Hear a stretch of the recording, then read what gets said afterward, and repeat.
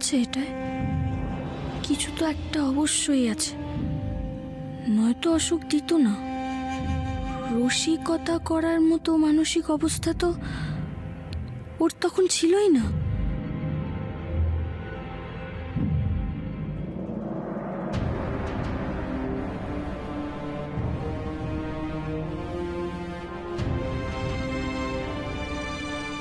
আজ আবার অনেক দিন পর সেই হাসিটা তোমাকে ডিস্টার্ব করলো না?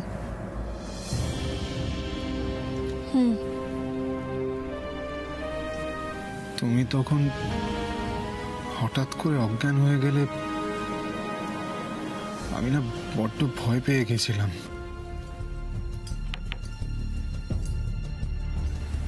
আমার ওই স্বপ্নে শোনা হাসির সঙ্গে আমি প্রথমবার কাকুমণির হাসির খুব মিল পেলাম, মানে কনসিয়াসলি বুঝতে পারলাম। আগেও বোধহয় কি?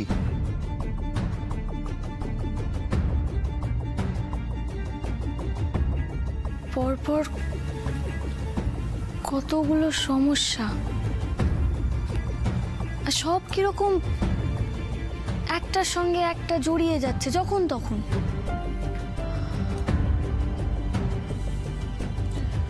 মাঝে মাঝে তো আমার মনে হচ্ছে আমার এই অফিস জয়েন করাটা না বড্ড বড় ভুল হয়েছে। থাকতো যে যার মতো, অন্তত পরিবারটা এভাবে ভেঙে টুকরো টুকরো তো হতো না। তুমি নিজেই দেখো না, পরিবারে এখন সবকিছুই আছে, কিন্তু শান্তি বলে জিনিসটা নেই। বাবা কি বলতেন জানো?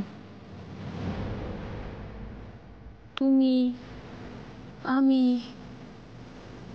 এই সংসার, সমাজ, সব কিছুর ওপরে হচ্ছে সত্যি। আর তুমি তো সেই সত্যিটাকেই সবার সামনে নিয়ে এসেছো। তোমার কোনো ব্যক্তিগত দায় নেই, কিন্তু যারা এটাকে অ্যাকসেপ্ট করতে পেরেছে তারা ভালো আছে, আর যারা পারেনি তাদেরকে তুমি নিজেই দেখো। সৌরভদা, রোশনিদীপ, ওরা তো সত্যিই ভালো নেই। কিন্তু কাকিমণি যে সেদিন বলল, সত্যি যদি খুব কঠিন হয়, আপনজনকে কষ্ট দেয়, তাহলে সেই সত্যিটা সামনে আনার কোনো দরকারই নেই। দেখো, তুমি কোম্পানির এই কেসটা ধরতে পেরেছো।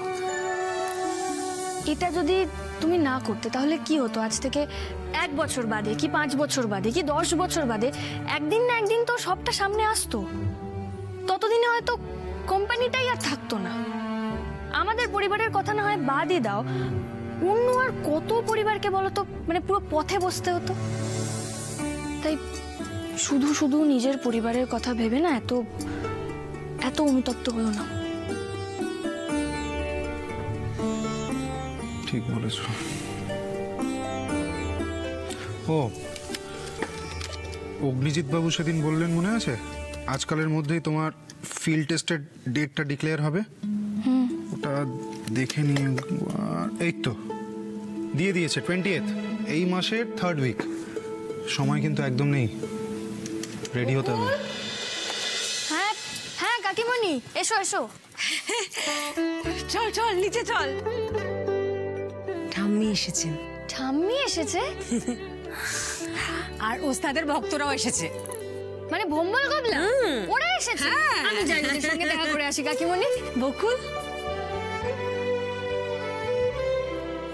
কি হয়েছে? আমি না সৌরভ, রোশনি, হ্যাঁ, ওদের ব্যাপারে তো ঠাম্মিকে কিছু বলিনি। তুইও যদি পারিস কিছু বলিস না মা। তুমি চিন্তা করো না কাকিমণি, এই বাড়ির সম্মান রক্ষার দায়িত্ব তো আমারও। আচ্ছা কাকু, ওস্তাদ কোথায়? আমরা এসেছি শোনো, ওস্তাদ আসতে এত দেরি করছে। সত্যি তো? এই যে আমি এসে গেছি।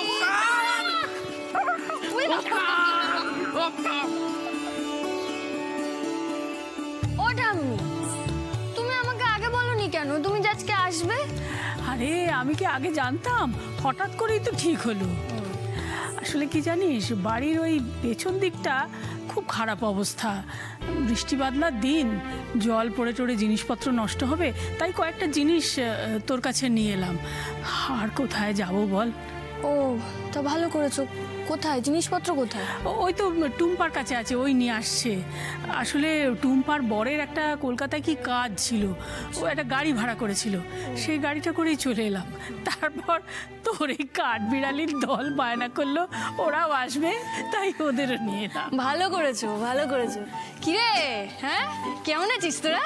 তোদের সাথে কতদিন পরে দেখা হলো রে। ভালো আছিস? হ্যাঁ, তুমি আর বলো না তো ওস্তাদ, আমাদের একবারও খোঁজও নাওনি।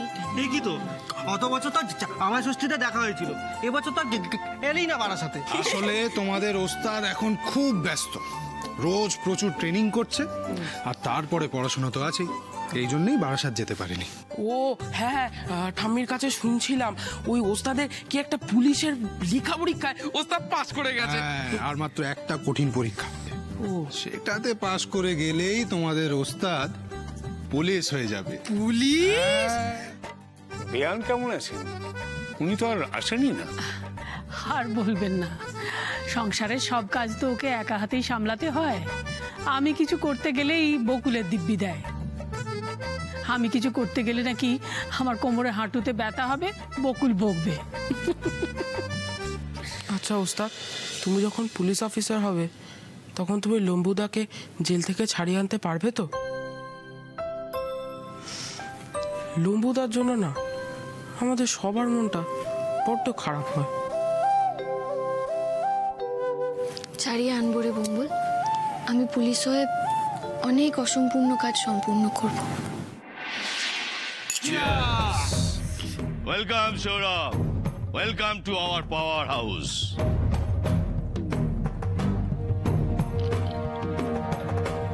Saurabh, তোমাকে লকআপ থেকে ছাড়িয়ে আনা, এখানে রাখা, সব প্ল্যান কিন্তু বিনোদের, আর এই সব ব্যবস্থা করার ক্রেডিটও কিন্তু ওর।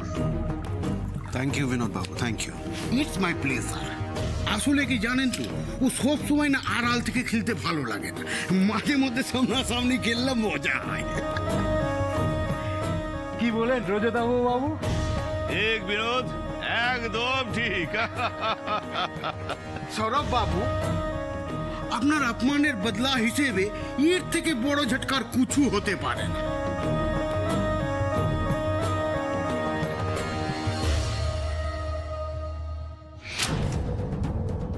নেহাত তুমি আমার দিদির বর, নাহলে আজ তোমার গায়ে আমার হাত উঠে যেত। ওটা একটা বিশ্বাসঘাতক, বিশ্বাসঘাতক। যে থালায় খায় সেই থালাতেই ছেদ করে। কত বড় মূর্খ আমি নিজে ওকে কোম্পানিতে ঢুকিয়েছিলাম।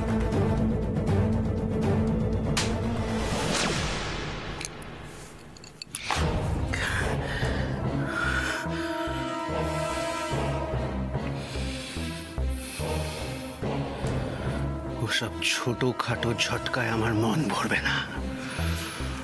আমার ধামাকা চাই, ধামাকা, বড় ধামাকা চাই ওদের সবার জন্য। ওই ঋষি, বকুল আর সমর রায়, সব কটাকে আমি শেষ করব, কিন্তু এত সহজে নয়। দগতে দগতে মারবো আমি। কুল ইয়াং ম্যান, কুল। মাথা গরম করে সব সময় খেলা জেতা যায় না। মাথা গরম করেছো কি সেম সাইড গোল খাও। এরপরেও আপনি বলছেন যে মাথা গরম করব না? ওই সমর রায় নিজে একটা জালি লোক, নিজের জালিয়াতি কাজ লুকানোর জন্য আমার গায়ে হাত তুলেছিল। ওই হাত যদি আমি ভেঙে না দিই। সমর রায় আমারও কম ক্ষতি করেনি, ওকে এর হিসেব দিতে হবে, তবে তাড়াহুড়ো করে নয়, ধীরে সুস্থে। ওই যে তুমি বললে না দগ্ধে দগ্ধে মারবে, একদম ঠিক সেইভাবে। करेक्ट। लेकिन हम लोगों को जो काम पहले करना चाहिए वो करना पड़ेगा। অরুণ আভর ব্যাপারটা আগে সেলটাতে হবে। অরুণ আভর আবার ব্যাপার কি? ও তো দিব্যি আছে। आपको तो कुछ पता नहीं। डॉक्टर साहब খবর পাঠিয়েছিলেন ও বকুল ম্যাডাম আর ঋষি বাবু রুনাবোকে চলাফেরা করতে দেখেছে।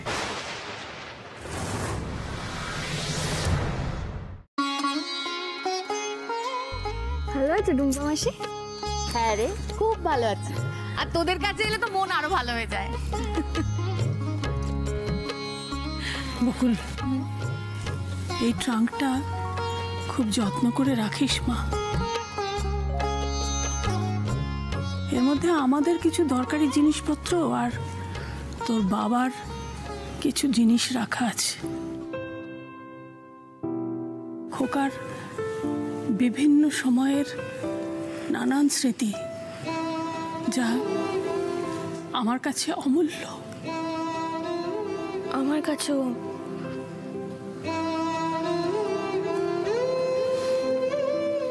আমি জানি মা, সেই জন্যই তো এটা তুই ছাড়া আর কার কাছে রাখতাম বল?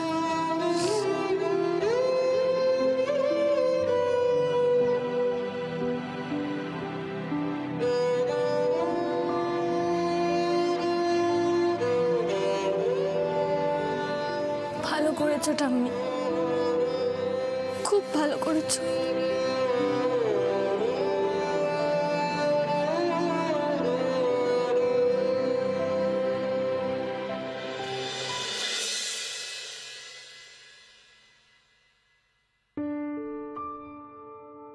টুম্পা মাসি, মেশোকে নিয়ে এলে না? মেশো তো কোনোদিনও আমাদের বাড়িতে আসেনি, এলে খুব ভালো লাগতো। আরে উনি আবার বাইরে দাঁড়িয়ে নেই তো। ঋষি, জানা ওনাকে ভেতরে নিয়ে আয়, উনি বলে সংকোচ করছেন। এই না না না, এই দাঁড়াও, বলছি ও দাদা, সে কি এক জায়গায় বসে থাকে নাকি? হ্যাঁ, তার তো একেবারে পায়ের তলা সর্ষে লাগানো রয়েছে। এই তো মাসিমাদের নামিয়ে দিয়ে আমাকে নিয়ে গেল নিউ মার্কেট, সেখানে আমি কিছু কেনাকাটি করলাম, সেও তার কাজকর্ম সারলো, সে আবার আমাকে এখানে নামিয়ে দিয়ে এখন গেছে তেল ভরতে। ফেরার সময় তা নাহলে অসুবিধা হবে যদি গাড়িতে তেল না থাকে। সকালবেলা কখন কোথায় বেরিয়ে যাবে তার কিছু ঠিক আছে নাকি? সত্যি জামাই আমাদের খুব কাজের, সেই জন্যই তো খোকা ওকে খুব ভালোবাসতো। ও তো দাদাকে খুব ভালোবাসতো, তাই না? দাদা, আমি কিন্তু আমার তরফ থেকে আমি কিন্তু ওকে বলেছিলাম যে এত দূর এলে তা মেয়েটার সঙ্গে একটু দেখা করে যাও। আমাকে বললো না, মেয়ের বাড়িতে খালি হাতে যাবো নাকি, পরের বার এসে একেবারে কবজি ডুবিয়ে খেয়ে যাবো। খুব ভালো হবে, বেশ জমিয়ে আড্ডা মারা যাবে। হ্যাঁ, আর শোনো, তোমরাও কিন্তু সেদিন চলে আসবে, ঠিক আছে? হ্যাঁ, হ্যালো, বলো। হ্যাঁ, আরে আসছি আসছি। ও তোমার না সবটাতে তারা। আসছি, দাঁড়াও একটু, দাঁড়াও। ও মাসিমা, তাড়াতাড়ি চলুন, জানেন তো আবার আপনার ছেলে সবটাতে তাড়াহুড়ো। হ্যাঁ চলো, ওদিকে আবার বৌমা বাড়িতে একলা আছে, রাতও হয়েছে। চল শেখরবাবু, রাগিনী, আজকে আমরা তাহলে আসি। আসুন, আবার আসবেন কিন্তু। নিশ্চয়ই সঙ্গে করে নিয়ে আসতে হবে। আর এই যে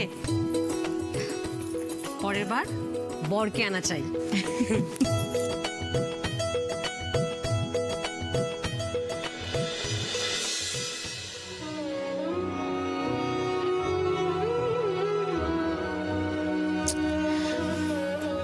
সাবধানে যেও। হ্যাঁ ঠাম্মি,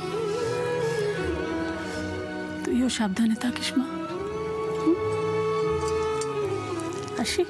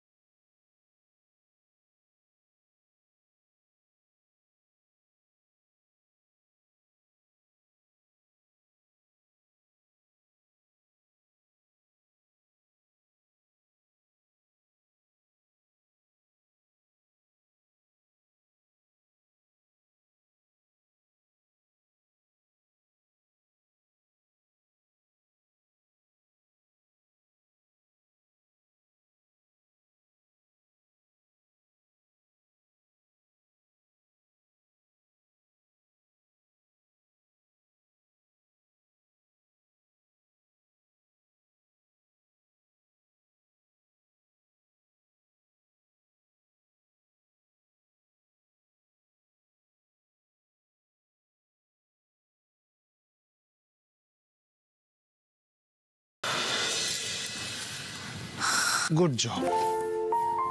কিসের ব্যাপারে বলছো? আজকে ট্রেনিং। হ্যাঁ, তবে এটা একদিনের জন্য হলে চলবে না, শেষ পর্যন্ত এই স্পিরিটটা রাখতে হবে, তাহলেই দেখবে তোমাকে কেউ আটকাতে পারছে না। আমাকে আর কেউ আটকাতে পারবেও না, কারণ পুলিশ হওয়াটা এখন আর একা আমার ইচ্ছে নয়। তুমি দেখলে না গোবলাদের, ওরা কতটা উৎসাহী এটা নিয়ে। আচ্ছা, এই ট্রাঙ্কটাতে কি আছে খুলে দেখলে না তো?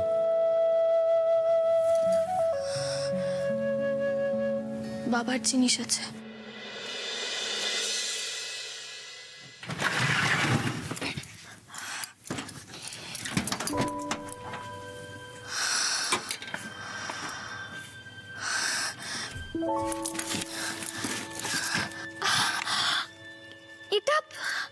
এটা সেই বন্দুকটা যেটা আমাকে বাবা ওই চড়কের মেলা থেকে কিনে দিয়েছিল।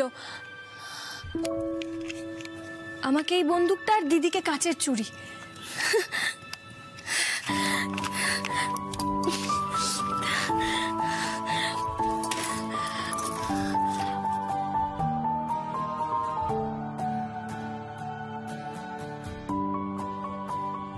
বাবার ঘড়ি।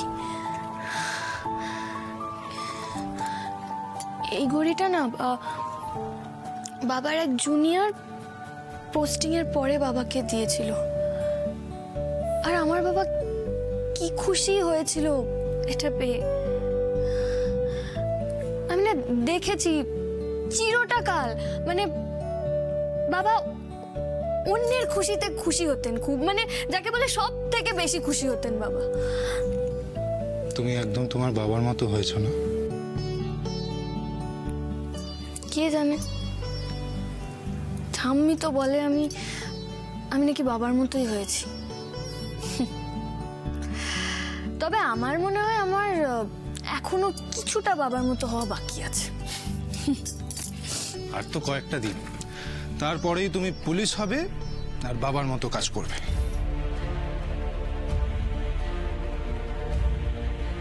আমি বাবার স্বপ্ন পূরণ করবই। আর একটা ধাপ, তারপরে আমি বাবার মতো এরকম পুলিশ অফিসার হয়ে বাবার খুনিদের শাস্তি দেবই।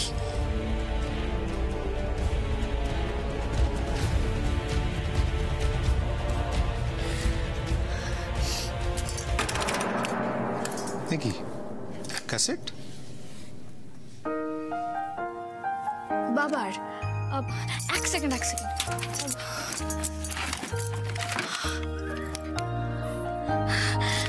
দাঁড়া।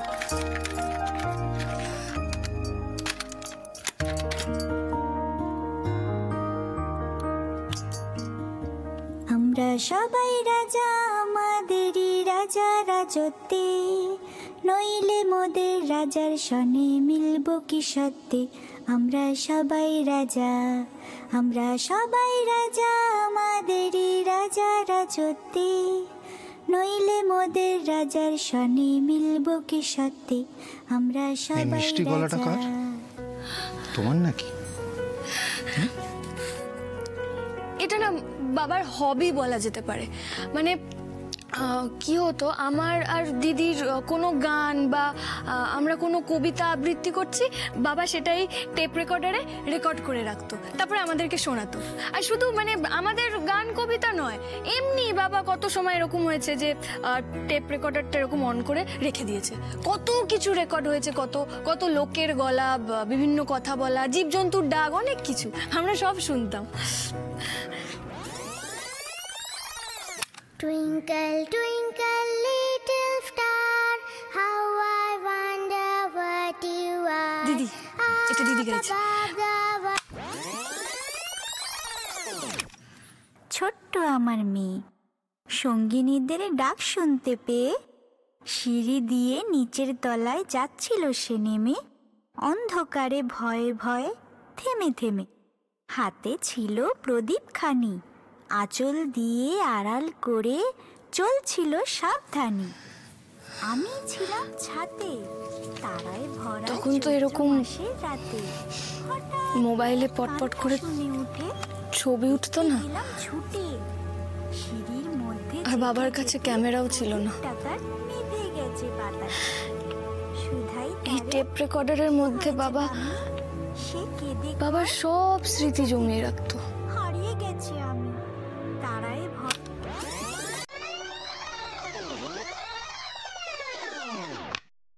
বাড়ির দিকে খেয়াল আছে তো? কি যে বলো মা, খেয়াল থাকবে না? আচ্ছা 3 দিন ধরে তুই বাড়িতে আসিসনি, এই পুলিশ কোয়ার্টারে কাদের গলা স্পষ্ট করে শুনতে পাচ্ছি না তো। বুঝেছি মা, বুঝেছি যে তোমার বাবা ঠাম্মি কথা বলছে, ঠিক করে শোনো। তুমি তোমার ছেলেকে বলবে না। ওকে আর তুমি দাঁড়িয়ে দাঁড়িয়ে হাসো। আচ্ছা,